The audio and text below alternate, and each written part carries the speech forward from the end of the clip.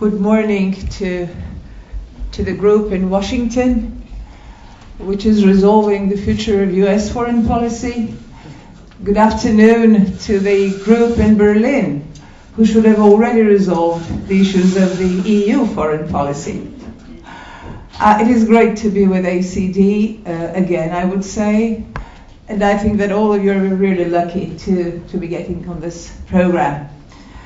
Certain limitations of, I would call it experience rather than age, obviously put me on this side of the table, but I would really give a lot to be at the other side of the table today.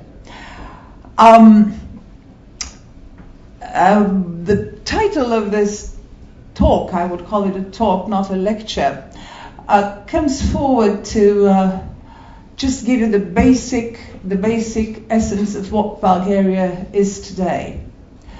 Otherwise, the country has followed more or less a general process of integration in the EU and NATO, with all the hardships on the way, with all the hopes, illusions, drawbacks, joy over successes, and job unfinished. So it is a process indeed. It takes more than one generation. The important thing is to stay the course, and this is what Bulgaria now tries to do. I will be very brief on the title and on Bulgaria itself. Maybe there will be more interest around the table in the room this morning, and I'll tell you the reason why. Because my dear colleague and friend, Ambassador Kitarovic, gave you a very good picture of what the process from a political and technical point of view is, because it has been more or less the same for all of us. Of course, with some national characteristics depending on what the historical and cultural backgrounds of each country is. But I'm also tempted by something bigger than that, because when you combine these three elements, NATO, EU, US, what do you come up with? You practically come up with geopolitics.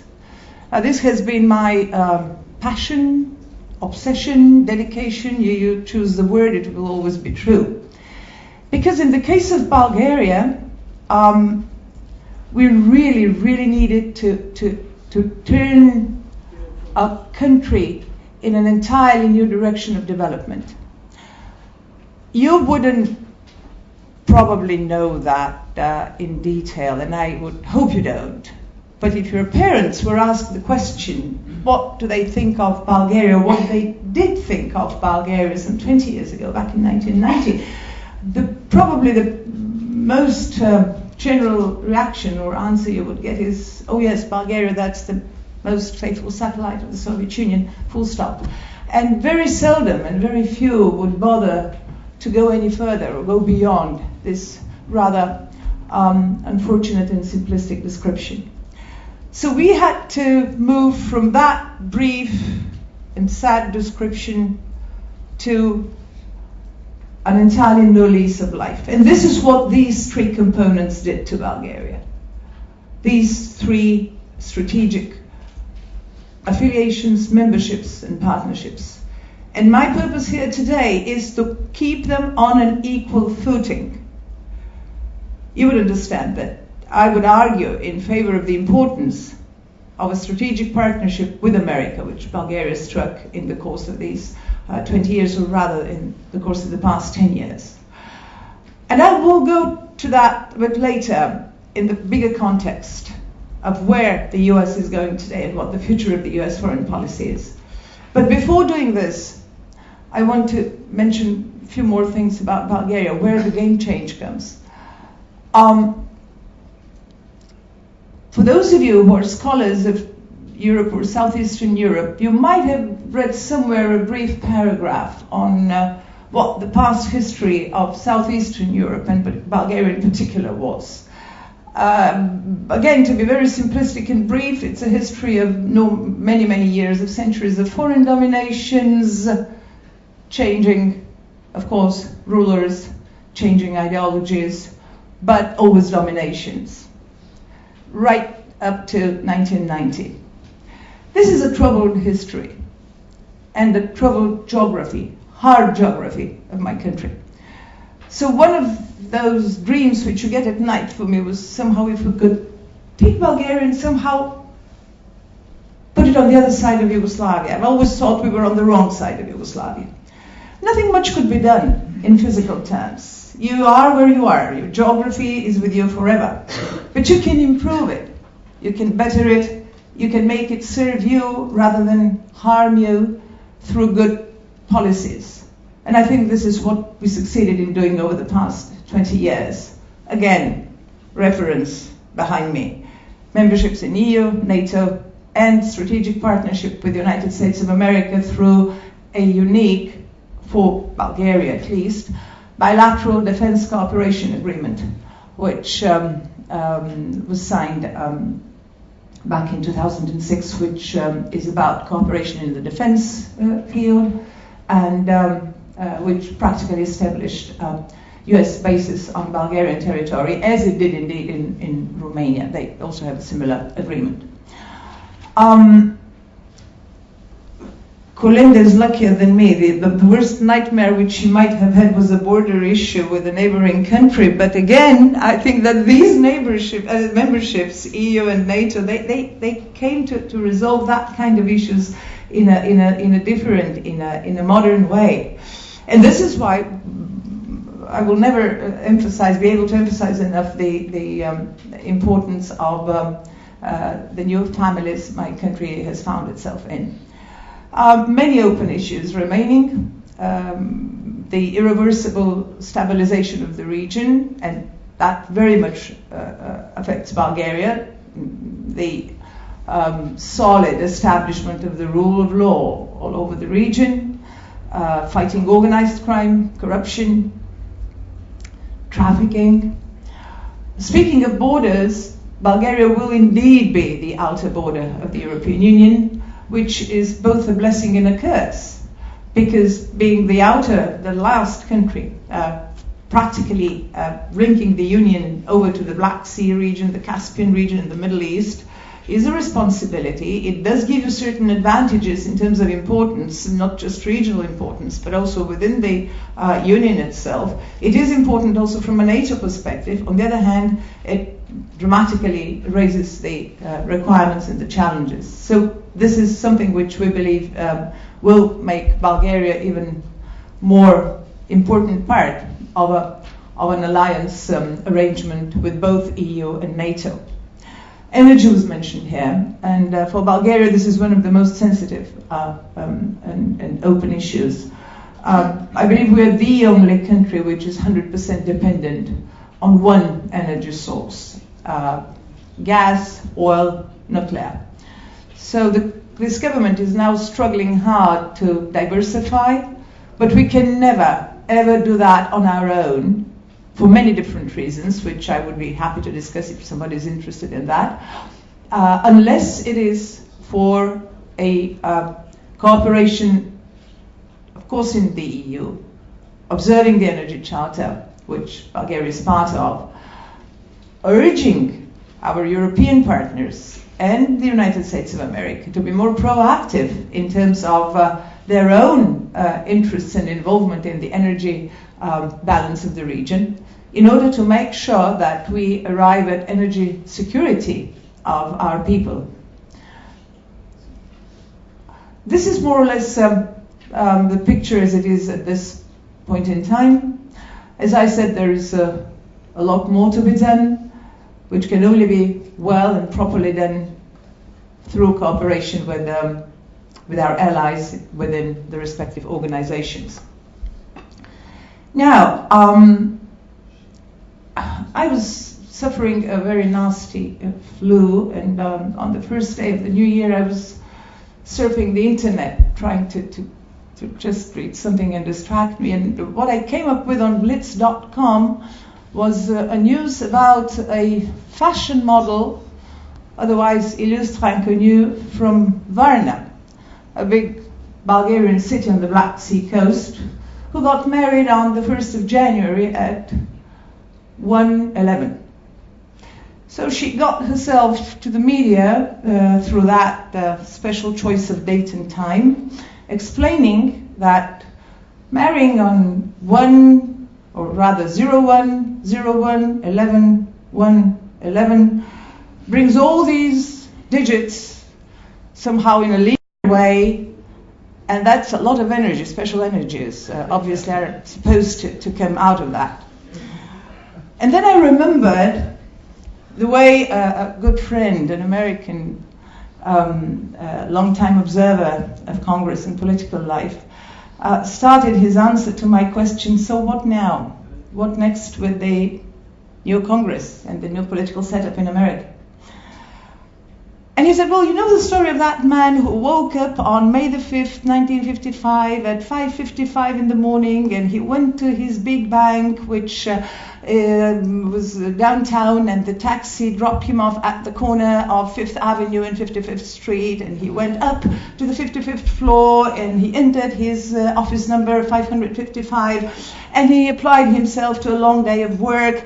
And he was so good, he made such a good deal for his bank to the amount of $5,555,555,555.55 that in the afternoon he broke his pencil into two. He said, hooray, this is the day. He went to the teller, he pulled out his savings to the amount of $5,555.55, and he went off to the horse race.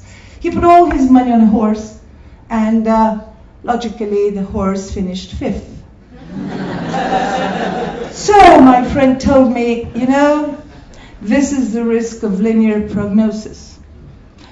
Probably I should continue keeping an eye on Miss Anita's married life from now on and see how that one develops. However, these days, when you look at all the forecasts everybody's making in this town, you will see lots of analogies to past periods, 50, 60 years ago. They go back to Roosevelt's times, to Truman's times, then to Clinton. Then yes, the Congress will cooperate. No, it won't cooperate. Back in 2008, pundits said the Republican Party is dead. The only thing that remains to be done is just take care of the cops. 2010, Obama's finished. Now, when we listen to all these forecasts, they're all very interesting, and they all have some grain of rationale, or at least try to step on facts. And yet, whenever I read or listen to something like that, I always keep thinking of this horse race. It is more complicated than that. And this is why when I also read some very interesting analysis on how America is abandoning its role in the world, that America will no longer be the leader. Yes, indeed, we talk about a multipolar world nowadays. I tell myself, well, wait a minute. Yes, there is a big change. We're no longer in the 20th century. In the 20th century, we did refer to the first world, second world, third world, very, very disrespectfully, I agree. The 21st century speaks of poles, many poles. We don't know yet which are these poles and how they will operate. I know someone who's been more than once to the North Pole, but happily he came back. So Solomon, I think that you wouldn't like to take your country in a polar system which is somehow centered around the North Pole.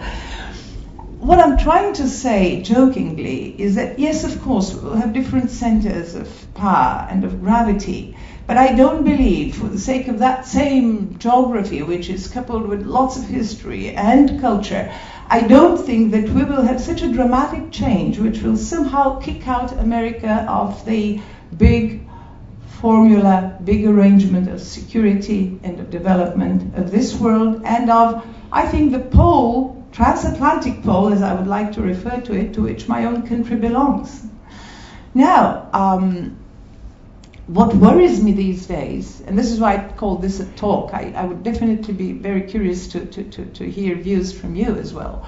What does worry me is that because of this very strained midterm election, because of the domestic situation in this country, the biggest focus is on domestic issues, for good reasons as well. Obviously, there is no obvious source of revenue. The only sources of cuts, of expenditure cuts, is the most painful ones: Medicare, public employment, things like that. So no wonder why the political establishment here is focused on domestic issues. But in those last weeks, I never heard anything much about foreign policy, which means that in the coming 2 years, we will have to really stimulate our American allies and friends to, yes, take care of domestic issues, but not be forgetful of a world which is moving forward and which really needs America as a powerful player.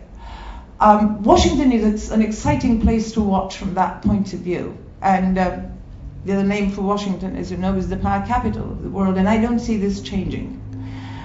This is why I think ICD did a great job in putting this program together, which even from a physical perspective, those friends of ours sitting in Berlin and we're sitting here in Washington gives you the not just the gives you the link, gives you the bond. I would be very, very worried if Europeans would underestimate the importance of this association, of this link. Therefore, it is through the young leaders, it is through the young people to improve it, to enrich it, to maybe find a different, more attuned to the reality way of perpetuating it further. But I do believe that all our countries have benefited and will continue to benefit from this relationship. I would also agree with the description which Madeleine Albright gave about America being the indispensable nation. Yes, it may be true that Americans do everything right only after they've tried everything else, but the fact of the matter is that they do the right things at the end of the day. So, as I said, my country's experience, my own experience, and I think many more countries' experience, come to prove the importance of the transatlantic link. And I would really hope that being debated as it should, being criticized at times as it should, it does, however, remain the vital link between two equally important weights in international affairs, which will be needed by many more countries in the future for the resolution of outstanding issues. And I would like to end up by something which Timothy Garth Ash famously said in an article some time ago. There is one thing all Europeans have in common, and this is America.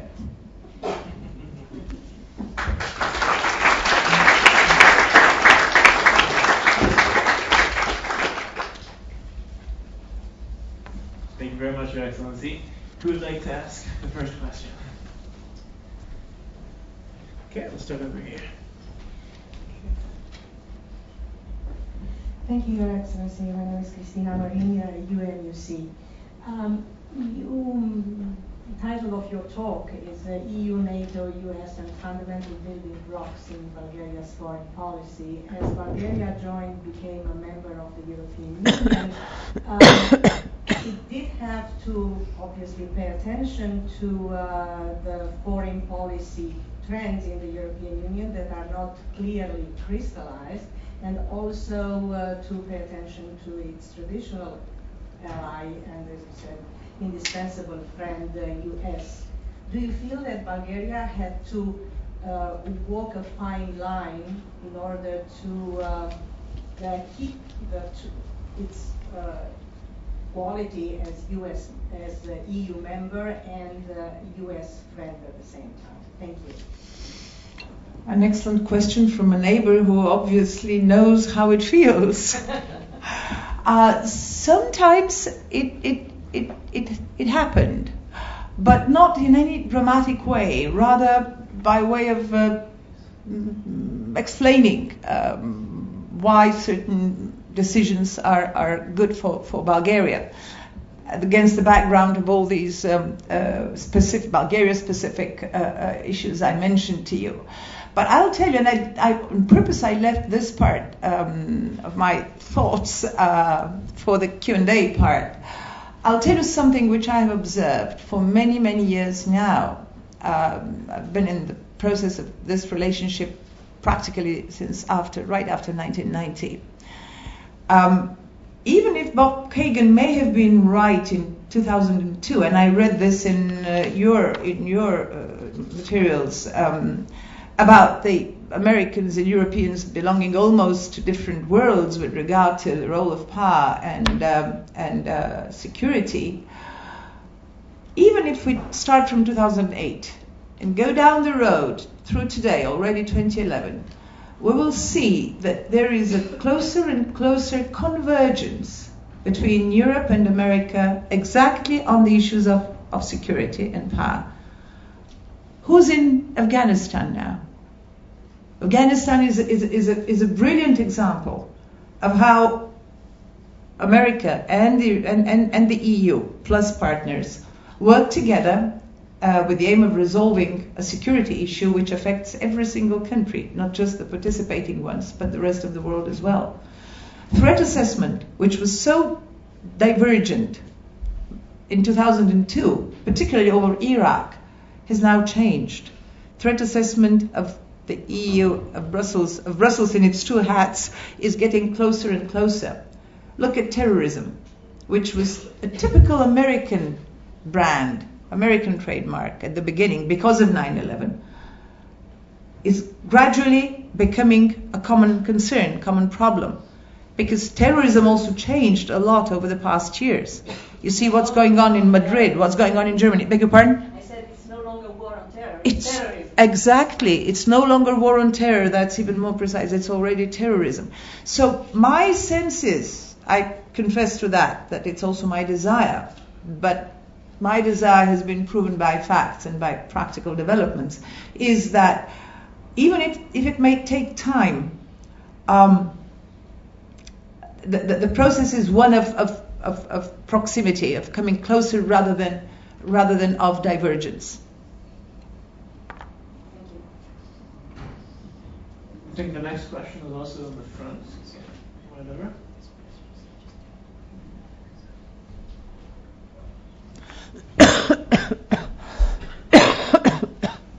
Good morning. Thank you so much for your remarks, Ambassador. I was just wondering, I think you are correct in being worried. I am worried about what's going to happen. And the other thing that I think is that it's really brilliant that you call the partnership with the U.S. a strategic alliance. But I wonder, as you're worried, what kind of strategies are you thinking of for the years to come in trying to deal with what I fear is going to be parochialism? Basically, it's going to take over the United States, and I think you're correct to be worried. So what kind of strategies might you think might work in trying to deal with this new reality? Your Excellency, let me interrupt for a second. I just heard from Dr. Passi, you need to leave soon for a State Department meeting at 11:30. So maybe you could answer that briefly, and possibly we can squeeze in another one. Okay, very good, very good. It's engagement. The very briefest answer is engagement, because I can tell you that Americans want to talk. They're eager to talk, and engagement, and also identifying the risks to Americans themselves of lapsing into parochialism or isolation. That will be the way. And I think that this government is well aware of the importance of keeping up the dialogue. Excellent. And I think we have time for one brief question. One more. Thank you for being with us today. My name is Sarah Drexler. I'm from Germany. I just wanted to ask you if indeed, as you fear and also other speakers fear, that the US will be focusing much more on itself within the next 2 years. Who could fill the gap, if anybody at all? I think that we will have to see a kind of a dualism of some sort. I can't imagine a team, a foreign policy team led by somebody like Hillary Clinton, somehow burying themselves into what is a purely domestic scene, or Vice President Biden for that matter. They are people, politicians, who have long ago committed themselves to internationalism, or let's say to being more open to the outer world. What I think will happen is that we will have a very difficult Congress, especially with the famous, notorious, again, you pick the word, Tea Party movement. It will be hard to pass things through Congress, like an issue which concerns Bulgaria. This is the visa issue. We are, again, in the same boat with Romania. On the other hand, the administration will continue to conduct foreign policy as usual. So that will be, I think, in the coming 2 years, the double path. And we should help. We should help the administration continue in that same way in which they succeeded in negotiating over START and getting it through Congress, or the results of the Lisbon summits, both EU, US, and NATO. I know that the EU headquarters are very happy with the discussions which were held in different formats, which were started even earlier. This is the Energy Council between the United States of America and Europe. This is the Trade and Economic Council. And these formats, they're regular, they continue. And they will be meeting every 3 months or so. So this is a very good system, a very good mechanism of doing business as usual and leaving the Congress to their own things, so to say, getting ready for 2012. So this is what basically it's all about. But since we are really under the auspices of this great institute, I would say that it is very important to pick up also the cultural, somehow the cultural element, the cultural aspect of this relationship between Europe and the US, and elevate it even more.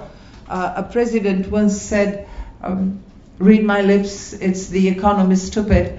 I don't have any intention of running, neither in the autumn in my own country nor in 2012 here, but I will do a little bit of editing, and I would say it's also the cultural background stupid. Because when you come to think of your own countries even, I think of mine, I look what's going on here. When you go a little bit deeper from this political surface, it's all about the cultural roots, the cultural background. It's all cultural. So if, with the help of these fine people, if we can somehow bring this topic much more to the fore, much more vividly, and engage broader groups debating on what is really down at the bottom, then probably we will have moved forward. Thank you. I'm summoned by my former boss, the Minister Pasi. I'm all yours. We have a meeting in the State Department. I'm sorry, but I'll be seeing you tonight, which is a great pleasure. Is everybody coming, Mark? Good. So we will continue tonight. Thank you. Thank you very much.